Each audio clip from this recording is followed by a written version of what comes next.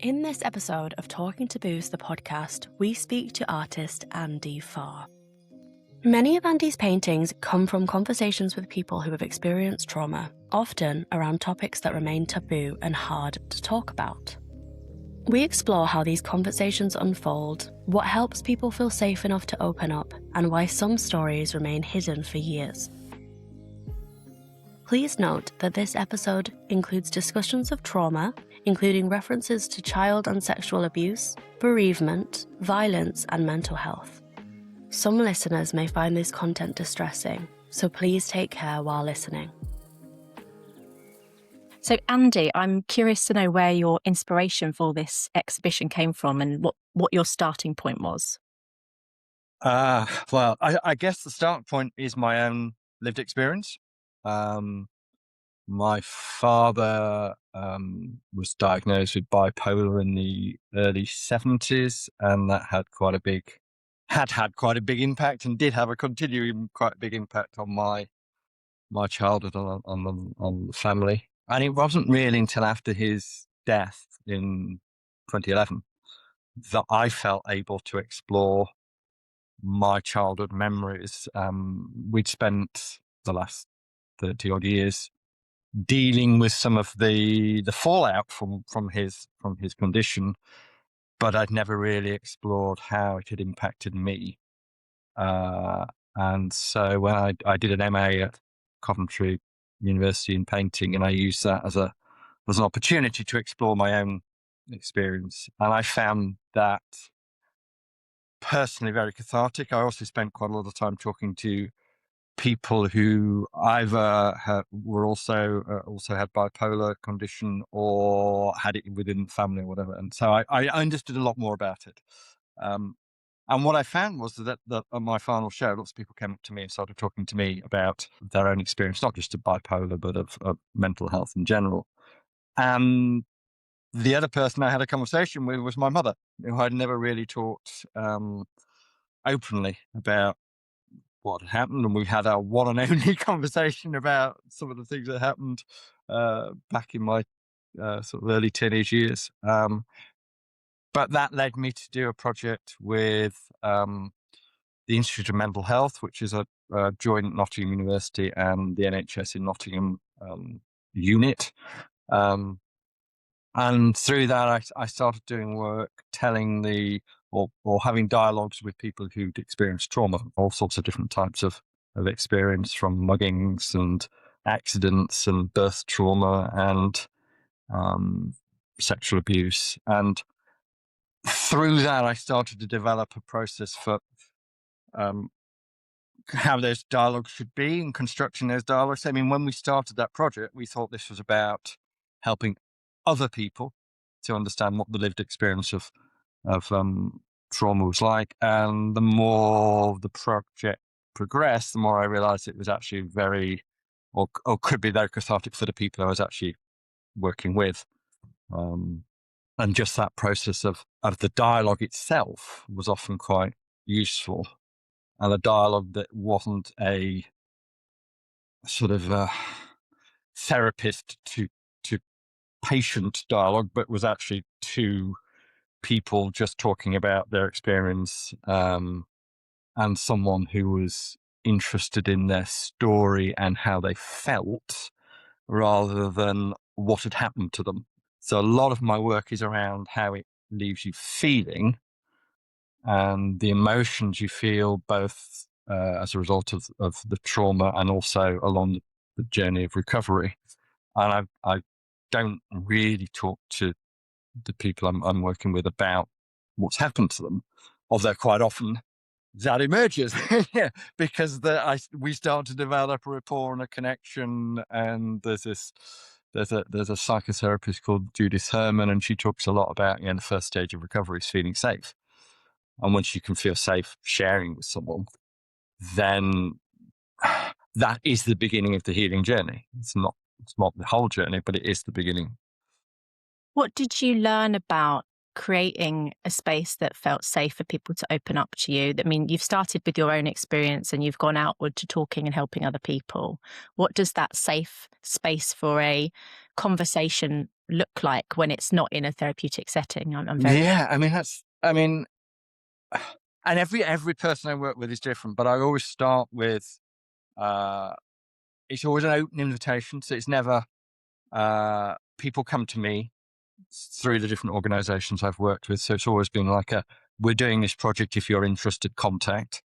The first contact is usually through an email, and it's about, you can share your story in whatever way you want. It could be through imagery, it could be through bits of poetry that matter to you, it could be how you feel about it.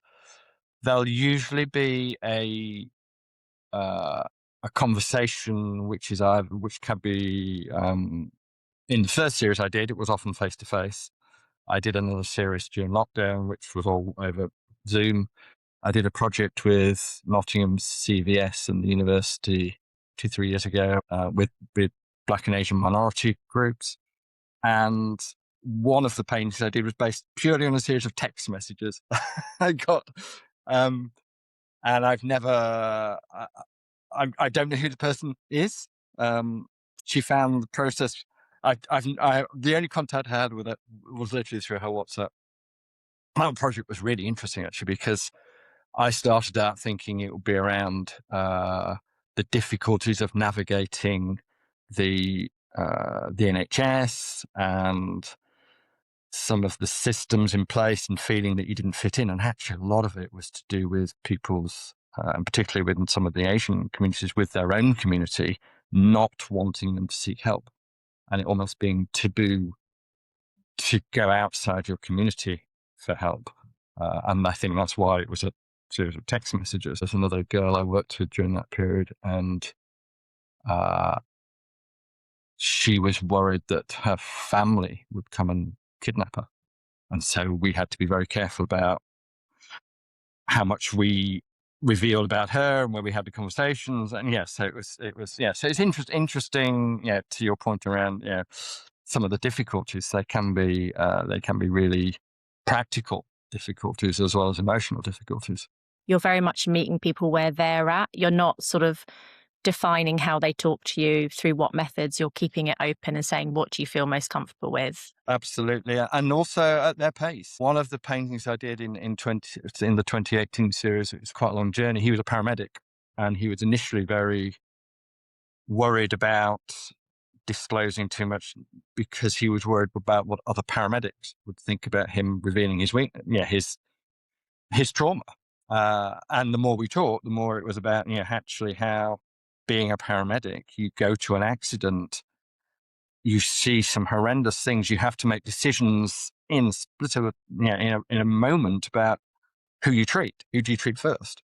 And then you afterwards process, did I make the right decisions? But you might well then be at another emergency or doing so you never really get a chance to process what's going on. And then there's also this whole hero syndrome that stops some people, if you're in the police or the army or the forces or whatever, about coming forward because you're expected to be able to cope with this because you're wearing this uniform. So actually it took quite a long time for him to be prepared to, how much he was prepared to share. And then we ended up, he was in the painting, and he said, basically, if I don't own this and speak out about this, then why would I expect anyone else? And as a result, there was a painting which has him in it. He wrote an article for paramedic, whatever the paramedic newsletter was, and he was on TV. But it was a journey of about 6 months of conversations around, how do you feel about this idea or whatever. And it ultimately led to him feeling that he did want to be seen publicly. Have you spoken to him about how that process felt once he had sort of spoken about it publicly and the things that followed? How did that impact him and his trauma? He felt very positive about the fact that he'd done that. And quite a lot of the people I've worked with have subsequently spoken at public events and talked about the importance of owning their story, but they wouldn't necessarily have felt that way at the start. And sometimes that can take several years. There are other people I've worked with for whom the painting still remains anonymous, but they feel it's important that it is in public. And in a sense, even though their name isn't attached to it, it is their story, and they feel that they've made an important step forward in sharing that story, and that story being out in the public. So I start with the person, and I start with the person's story and person, how much they want to reveal. So some of them are very abstract. There's one I did last year of a lovely lady. That was a geometric pattern that I created using a machine that looked a bit like a record player, big record player, and it kind of put the paint on in circling motions because her recovery had centered around somatic therapy and movement therapy. She got to the point where she found it very difficult to move, and actually somatic therapy helps her free up her movement, and freeing up her movement, she then was able to free up her way of thinking as well. And she said something quite interesting, because I quite often get people to reflect on the experience afterwards. And she talked about the fact she'd felt really seen. And I, at the time, thought this is a slightly odd thing to say about a painting, which is essentially a series of interlocking circles, because it's not like it's a portrait. She talked a lot about actually, how the reason she felt seen was because I'd understood her story and we'd had that connection. And she also said that had she commissioned someone to create that painting, it felt very different to a painting that emerged organically out of the dialogue. And she's now, she has that painting in her house, or a copy of it. And she sees it as a sort of source of strength for her, because she can look at that painting and it almost reminds her that she's been on this journey and she has made progress. So these paintings become symbols for the people that you've spoken to, and you take them on a real journey, or actually start them on a journey that becomes much more healing for them than perhaps they expected. Yes, absolutely. And some of them, it is a genuine journey, and the painting and the process is part of the healing. For others, it's more of a way of signposting the journey they've been on. So one of the first people I painted back in 2018, she'd experienced birth trauma. She was going through therapy. And she said of the final painting, that came at a really important time for me because I was coming towards the end of my therapy, and the painting has now enabled me to see my old self, my new self, and see myself as a third person who is not one of those two people, but is a new person, but obviously with those people still part of her. So it's sort of like a newly defined identity. And the painting helped her to see that. So it wasn't so much that the painting gave her that new identity, but it gave her a way of encapsulating it. I really like this idea of symbolism and seeing something in art, whether it's sculpture, painting, whatever it is, and you can look at it and see a previous version of yourself and how far you've come. I mean, Tracy Emin spoke about it with her My Bed that's currently at the Tate Modern. She obviously created that, a few decades ago, and it reflected a time of, her bed as it was during a period of depression. And she looks at that bed and she said, it shows me everything I've been through since then, how far I've come. It's that reflection. And I just think there's something really powerful in that. And clearly you've created that for people as well, truly understanding them. And it's just wonderful to hear that art and have that evidence that art really does help people. And essentially and I was actually talking to her at the weekend. I painted her back in 2019. I painted her again in 2024, and she's always written poetry. So a lot of the paintings are based on poetry she's written. And when I approached her again to do another painting in 2024, she kind of said, well, a lot of the poetry I wrote was out of pain. And she'd felt, for various reasons, that she had been able to move on. They found out who her abuser was. She found out that he was dead. So she was able to kind of move on. But she said she still felt this sense of not always being who she was, and this sense of, sort of slightly fragmented identity. When I approached her to do another painting, it actually took her a long time to think about where she was at and what she felt. And she ended up writing a poem about that, which is about, I don't know what I have to say. But as she wrote it, she realized the issue was around the different ways in which people see her, but also the different ways she sees herself. And there was one of the lines in the poem was around six different identities. So we created the painting based on those 6 different identities. And a series of photographs we took in her kitchen. I sent her a kind of mock-up photograph of it based on 6 photographs of her. And she said she really hated that. Really, yeah. But the painting she loved. And it was because the painting showed the connection. And there's depth to a painting that isn't necessarily there just in the photograph.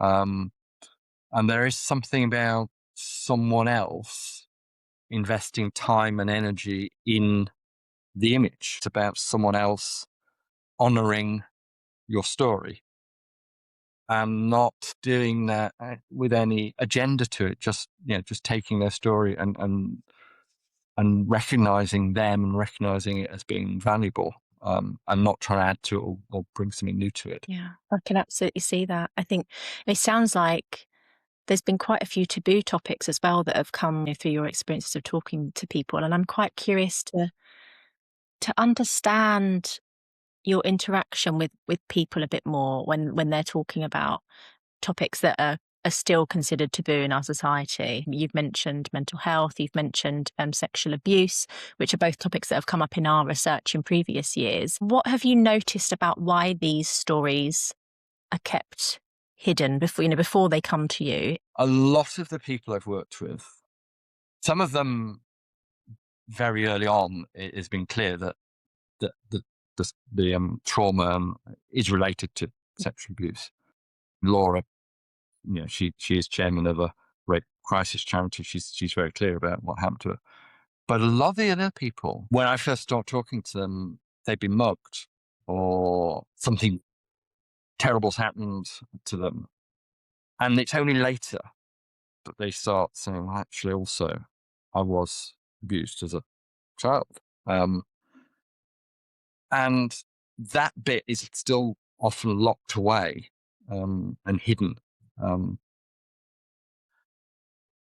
I did a painting in 2019, which was called Daylight, and it's of a box, a toxic box that's starting to leak, and it's got a warning sign. And Mark, who that painting was based on his story, he talked about the fact that you have to open the box at some point and you have to let daylight in. And I know what happened to him, but I don't need to know the details of what's happened to him. And no one is, but knowing that that's happened to you, but also then owning it and allowing it to become public is a huge psychological step. And it's interesting that, he didn't want the painting back in 2019. He now wants it. So that's taken 7 years, which I think is really quite interesting. I painted a guy last year. His partner died standing next to him in the arena bombing. He was badly injured. So I met him through a charity that works with people who've had severe physical injuries. And I thought that conversation was around his personal recovery from his life-threatening injuries and the fact that he can be able to walk again. And actually, the more we talked, the more we realized what he was actually missing was Elaine, his partner, who died standing next to him. But he said it had actually taken him several years before he could even think about her. But now he wanted to celebrate her life and he wanted her to be public. And so the painting I did for him was actually a lovely portrait of her back in a few years before she died, at an awards ceremony when she was being celebrated, and it's a very traditional portrait of a beautiful, vivacious, happy woman. But for him, that's now really important, and he's really pleased that that's seen in public. We had it at Copland Cathedral, and there was a big police event there and things like that. So, but it did take, he said, those memories were too painful to revisit for several years. It's this difficult thing in the dialogue sometimes that I don't want to lead. I never try and lead But at some point you have to nudge. And he talked about Elaine, he talked about how important it was, and he talked about the fact that he had a picture of her on his phone. And so I kind of tentatively suggested that maybe that's the direction we're going. And his initial reaction was, oh, that's a bit. But then a couple of days later, he came back to me and said, no, I think that's a really good idea. You're working with somebody and getting to know somebody who's on their own journey of grief, and you're sort of navigating that all along this process, and you're seeing how that's changed over, a span of such a long time. I'm thinking about the responsibility that you've had. Mm-hmm. Yeah, no, I feel at times I feel that I do feel that responsibility, and I'm very aware of it. And I'm lucky that I have a very supportive family, and I also have one of the first people I met back in 2018 as part of the project I was doing was a woman, wonderful woman who now runs a peer support consultancy and does a lot of work with the police and the NHS. And she was actually one of the participants, but she was also my contact to her peer support network. There have been two paintings that I've found really difficult. The first was, and again, this comes back to your taboo point, a wonderful guy. He used to work out of the Mandala Centre in Nottingham, and he introduced me to one of his patients. And he said, I think you can help her. And she'd lost her first family. They'd been murdered by her first husband. And a murder-suicide, horrendous. And then she'd had a second family. Lovely family, lovely husband. But there'd been a point at which, and she'd kind of suppressed the memory of the first family. And there was a point at which, again, it's a bit like, the box, the toxic box, at some point that finds a way of seeping out. And she'd felt she'd never honored the first family. So the painting I did for her was of the two families, the two kids. And I found that incredibly difficult as a father and the kids. And I found that really quite distressing. But what was really interesting was she didn't want me to just send her an image of the photo through her husband. We actually met Professor Regal's consulting rooms with the painting turned against the wall. It was me, it was her husband, it was her. I think there was another psychotherapist there as well. And after about half an hour, I said, okay, I want to see the painting. And saw the painting and there were floods of tears, and it was a real emotional break. And then at the opening night, she actually, the first time ever, stood up in public and talked about what had happened to her, and how important it was to acknowledge that first family, and how glad she was she had a painting of them. One of the reasons it was so emotional was I had a photograph, and she didn't have many photographs of that first family. She gave me a physical photograph of them. So that was very, very hard at the time of painting them, but actually, someone said, why do you do this? Well, you do this because that moment for her was so important. When she saw that painting, and then when she talked about that in public, it was so profoundly moving. So if you can do that, why would you not do that? And then the second one I worked with somebody during lockdown, and we'd had a really good dialogue, and we sort of got to talking about the fact that she saw herself as a puppeteer being controlled by her anxiety. And then I asked her, what the puppeteer looked like. And I didn't hear anything back from her. And it was like, and everything had been really quite quick. I was for about 2 days. I wonder what's going on and whatever. She suddenly realized it was herself. And that for her, and she has written a kind of reflective blog around this, but she actually said that moment of realization was kind of quite challenging, because whilst it was a really powerful moment of realization, she suddenly thought, well, am I a complete fraud because I'm in control of my own? And obviously she's not, but it was a useful way of seeing herself. And I think that was the beginning of a recovery journey for her. And then we started talking again, and we created the painting, and she loves the painting. But just that moment of, oh, seeing yourself in a different way can be quite challenging. It sounds like the creative questions that you have for people that, help you on your process are getting them to think differently about things. It's a journey, and it's a journey of self-discovery sometimes about what you need and what's important. And you can make suggestions, but ultimately, I know there's various papers around it, but ultimately you heal yourself. But obviously, with people helping you along the way and supporting you, but the healing has to come ultimately from inside yourself. Be that acceptance, or be that, get back to Judith Herman. Judith Herman talks about 3 stages of recovery. One is feeling safe. The second one is actually often about grief and anger. I found this very much with Laura, who we've touched on, that she was shared a lot of poetry with me, and a lot of that poetry was around, there was rage in there, and there was a sense of loss in there, and you need to get through that before you can get to the stage of reconnection and actually trying to understand what's happened to you and moving forward. And the thing I'm sure you talk about, it's not about forgetting what's happened to you. It's just about finding a way to acknowledge what's happened to you and use that constructively. It is about reconnecting with who you are often. And I think, with Laura, there was a sense that she'd lost her childhood. And she was grieving for that. You've got such a lot of experience in having these conversations and going on these journeys with people. And, what we've been talking about in our work over the past few years is how to help people have better conversations with each other.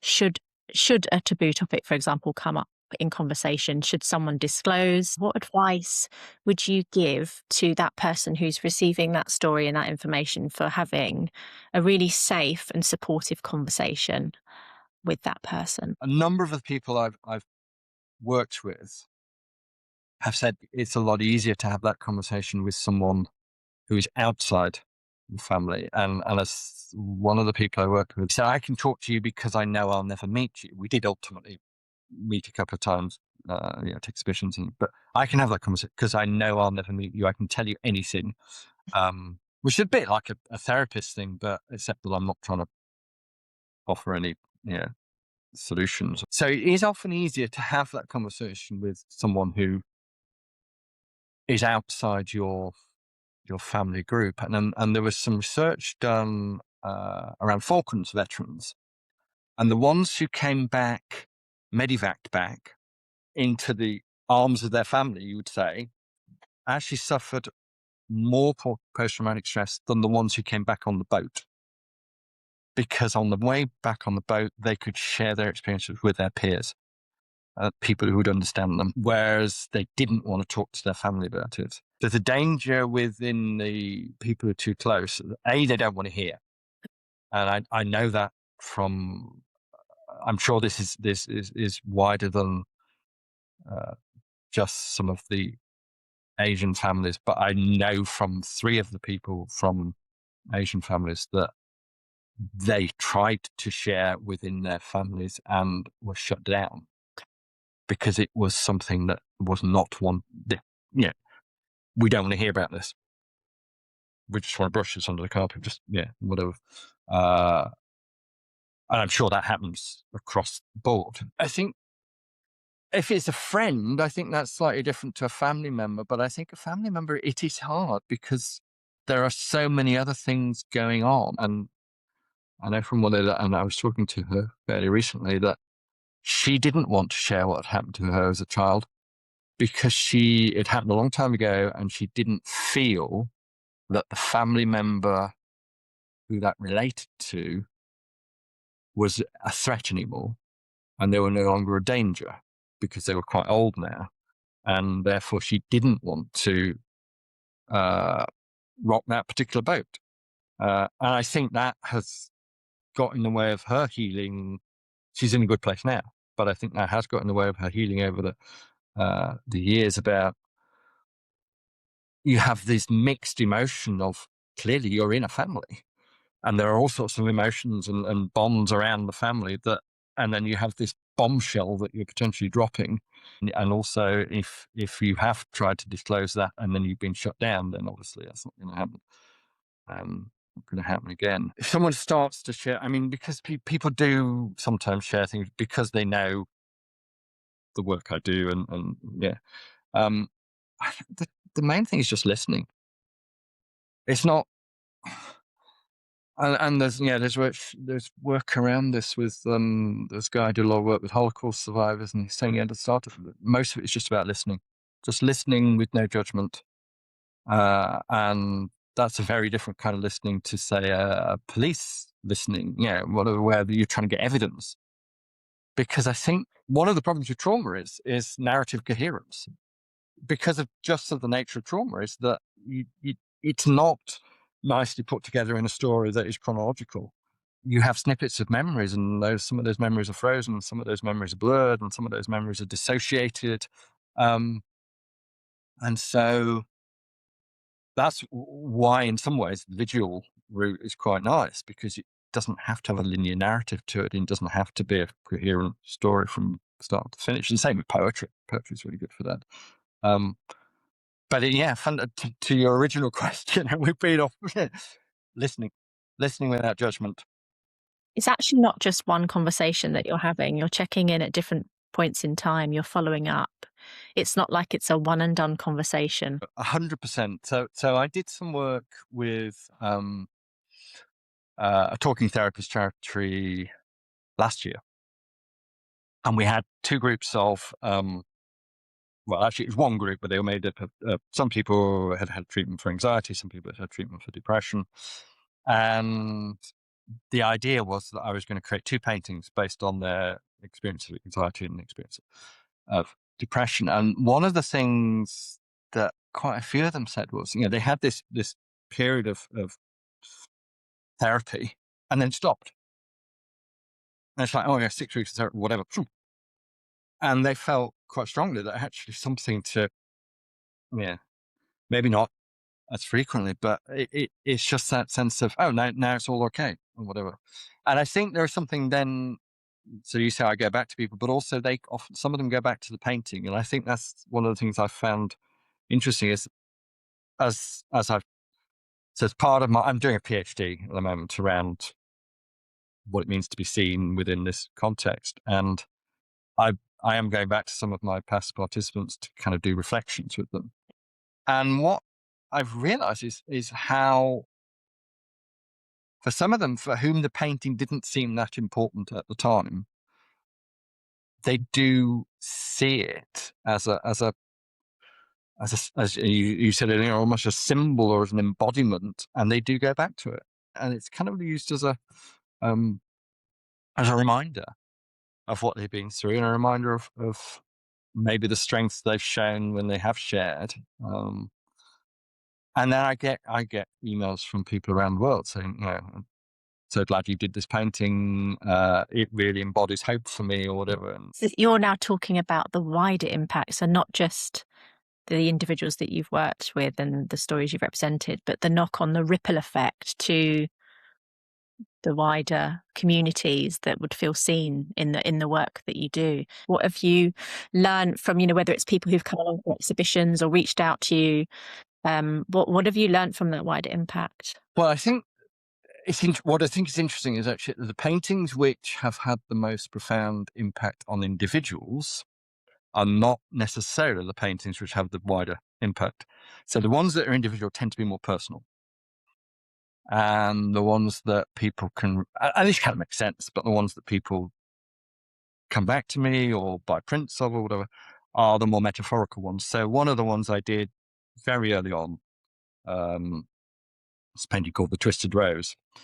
And it wasn't, I've never actually, it was based on therapy notes from a guy called Mac, who was happy for his psychotherapist to share his case notes. And there was one line in there, which was, I feel like a twisted rose growing towards the light, but still with the baggage of my past, or something to that effect. And I created the painting based on that. That essentially people who've experienced trauma see it in a very different way, because you can read it as a depressing painting or a hopeful painting, and they see it as a hope. Yeah, people who've experienced trauma see the hope in it and baggage. You're capturing how things feel and the feelings that are behind people's experiences. You've captured an essence of an experience that can be applied to different situations. I mentioned lady who experienced birth trauma and the reconnecting selves.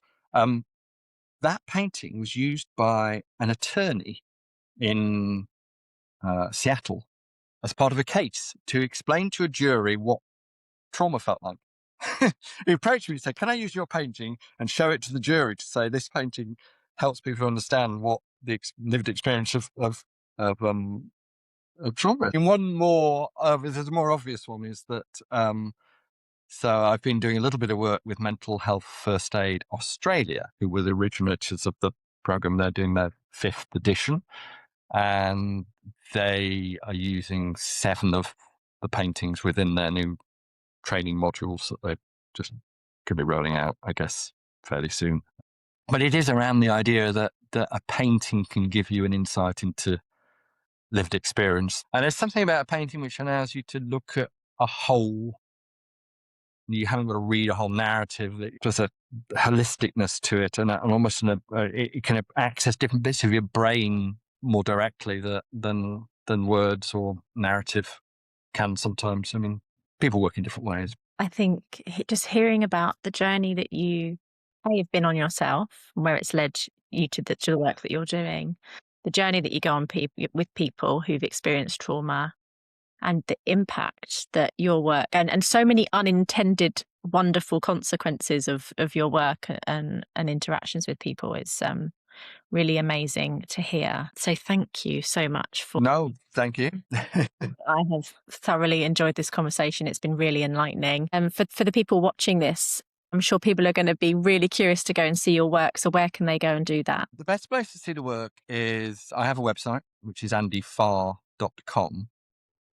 And everything is on there, but there is still on there. I'm a member of something called ArtCan, which is like an artist collective, and they have a wonderful virtual gallery. I did a virtual exhibition with them last year in the gallery, and that is still there on the link to it is still on my website. And within that, all of the paintings are there, but also quite a lot of the narratives that made, so recorded narratives from the participants that went alongside those paintings, all bits of poetry or whatever.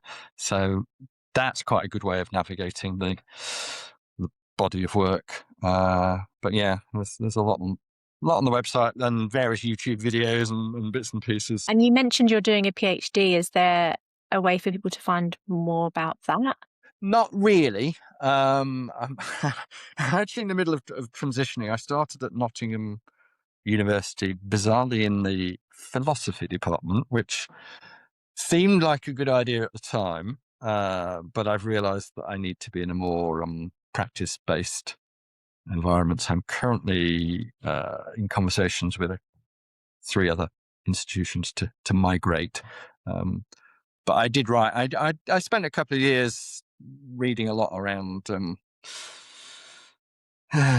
phenomenology and different and Sartre and Lacan and the gaze and how the gaze can be stigmatizing and all that kind of stuff. But see, what's really interesting about the gaze is that yes, it can be stigmatizing, but if you look back at somebody in the right way, it can actually be empowering. I think of it as almost like it's relational witnessing. It's part of it. There is a creative part, but there is also a big bit which is about me just witnessing someone's experience in a relatable way. So no, the answer is no, not yet on the PhD, but hopefully watch this space, and I'll put stuff on my website as that evolves. If any of the experiences in this conversation have resonated with you, please know you're not alone. And when you are ready, there are people you can talk to and places you can turn to for support. You can call Samaritans for free on 116 123 or visit Mind at mind.org.uk for information and support. Links and details are in the show notes.